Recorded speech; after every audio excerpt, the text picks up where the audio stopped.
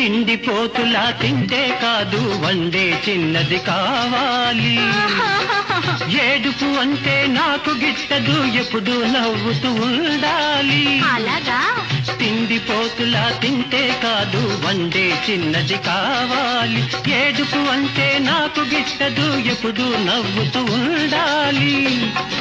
చీటికి మాటికి అలగకూడదు, తోడు నీడగా ఉండాలి. వంట నేర్చుకుంటాను, రియలీ నవ్వులు చిందిస్తాను. ప్రామిస్. వంట నేర్చుకుంటాను, నవ్వులు చిందిస్తాను. నీతోటే నేనుంటాను, నీ మాటే వింటాను. అయితే ఇక రేపే మ్రోగేను పెళ్లి సన్నాయి, ఎల్లుండే నీ చేతుల్లో ఉంటుంది పాపాయి.